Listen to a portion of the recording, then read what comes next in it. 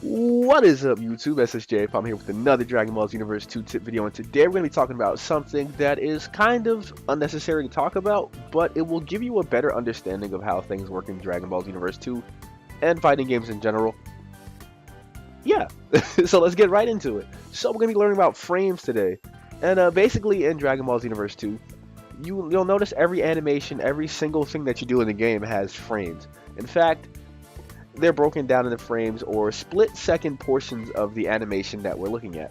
Frames are very important in traditional fighting games, so I'm going to try to convert this info into Xenoverse 2 stuff so you can understand it and kind of see why certain things trigger by mistake or accident, and how you can kind of add things to your play or change your pace up some more. So there are three main types of frame data or frames that we need to be looking out for like each offensive action. And we're going to classify those in their traditional names in fighting game terminology. So we have startup frames, active frames, and recovery frames. Startup frames are how long it takes an attack to start up. The less startup frames an attack has, the faster it is.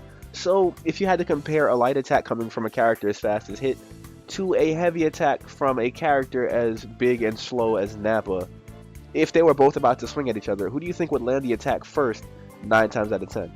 Hit has like really low startup frames, like the amount, so he's gonna get to his active frames a lot quicker than Nappa would get to his active frames. And what are active frames, you might ask? Well, they are how long an attack will deal damage if it collides with your target, or how long the attack damage will be active if your model collides with the other person's model. So the more active frames an attack has, the easier it is to land.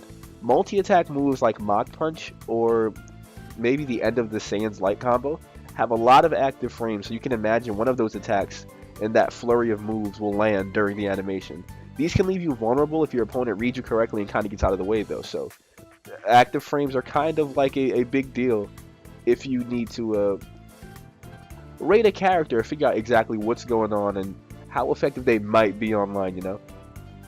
Now, recovery frames are how long your character will need to wait out in the animation to reset to the neutral fighting pose after throwing or landing an attack.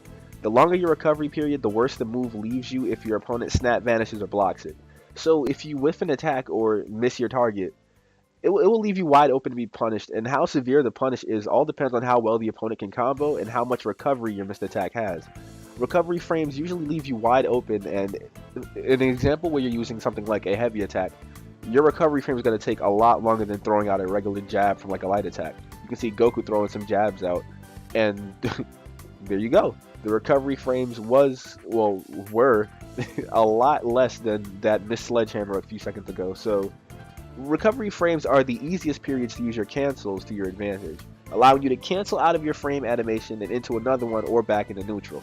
Combos are essentially the same principle, canceling out one animation to the next one in your character's combo string.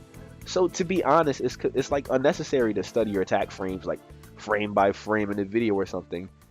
Just get a general idea of which attacks go into which cancels or which plays you can make in situations where you'll have to switch up on a dime and you'll be fine. It can't hurt to get familiar with your best poke attacks and your most ineffective combo enders so you know which moves to use and which moves to like stay away from online. And in no time you'll be smashing people into the ground like it's nothing. Secret things to worry about or to keep in mind are hit advantage, or in a variation of it, hit disadvantage. We don't really have to go too deep into this for Xenoverse 2. Just know it has to deal with the level of stun or flinch that your character suffers from when being hit, or how much you put on someone else when they are hit. And I did a whole video on this a while ago on the channel, so I'll probably just link that in the description or something below if you guys need to see it, if you haven't seen it yet. But that's probably going to wrap it up for this video. Thank you guys for watching. Daily Xenoverse 2 tips and content on this channel, much like this one. Subscribe if you are new. I'll be doing more videos like this tomorrow. And there's probably going to be some more uploads for today. So, I'll see you guys around. Take care of yourselves. I hope this helped.